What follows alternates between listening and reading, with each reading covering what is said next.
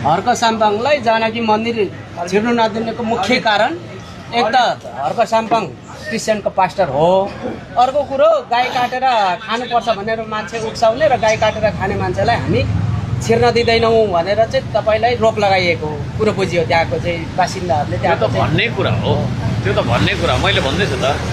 राजनीति भन्ने चाहिँ जस्तै हामी यो रुख देख्छौँ नि, यो यति मात्रै हो त होइन, यसको तल जरा छ क्या, त्यसको जरा त्यो होइन, त्यसको जरा चाहिँ हाम्रो राजनीति नै हो, श्रम संस्कृति नै हो।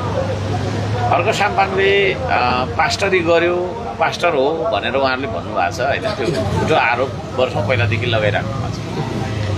त्यो किन लगाउनु भएको छ त भन्दाखेरि म त सर्वधर्म मान्ने मान्छे त भन्दिनँ, तर सबै धर्मलाई मैले चाहिँ आदर सम्मान गर्ने मान्छे हो, सम्मान गर्ने मान्छे, सहिष्णु मान्छे हो।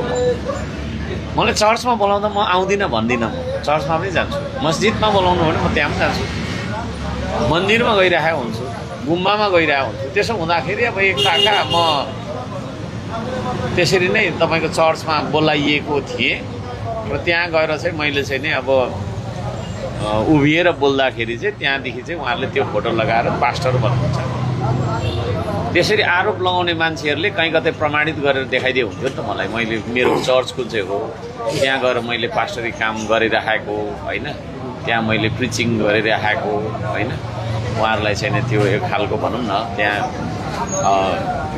अर्थोपदेश बाँड्दै गरेको, चर्चगत कुरा होइन, इसाईगत कुरामा मैले सङ्गठन गर्दै गरेको, कहीँ कतै उहाँहरूले त्यस्तो प्रमाण देखाउन सक्नुहुन्छ भने उहाँहरूले लगाएको आरोप पुष्टि होला, होइन भने मिथ्या आरोप लगाउँदै मान्छेलाई तपाईँको चाहिँ यता त्यता भन्दै होइन हिँड्ने एउटा खराब तत्त्वहरू छन्, ती तत्त्वहरूको आरोप हो त्यो। अब जहाँसम्म गाई काटेर खायो भन्ने कुरा आएको छ होइन, गाई काटेर मैले कहाँनिर खाएँ, कहाँ भोज भतेर लगाएँ त्यो पनि प्रमाण दिनु पऱ्यो उहाँहरूले।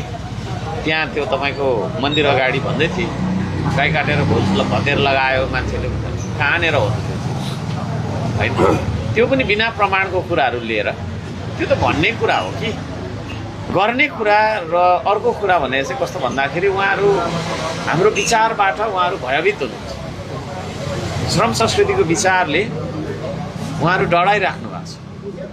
र मैले बारम्बार भन्ने गरेको के छु भने विरोध त्यसले गर्छ जो मान्छे चाहिँ डराउँछ क्या। तपाईँको विरोध कसैले गर्छ भने त्यो मान्छे तपाईँप्रति तपाईँदेखि डराएको छ भनेर तपाईँले बुझ्छ। र उहाँहरू हाम्रो विचारबाट डराउनु भएको छ होइन, कामिराख्नु भएको छ, भित्रबाट लुक लुक लुक कामिराख्नु भएको छ। त्यसो भएको कारणले गर्दाखेरि उहाँहरूले विरोध गर्नुभयो। अब त्यो विरोध गरिसकेपछि त्यसले चाहिँ हामीलाई फेरि फाइदै गर्यो। किन फाइदा गर्यो भन्दाखेरि त्यो विरोध भइसकेपछि अब श्रम संस्कृतिको जरा जनकपुरमा पनि दर्मिलो तरिकाले गाडिन्छ, किनभने क्रिया पछाडि त प्रतिक्रिया हुन्छ होइन र, विचार त त्यस्तो कुरा हो।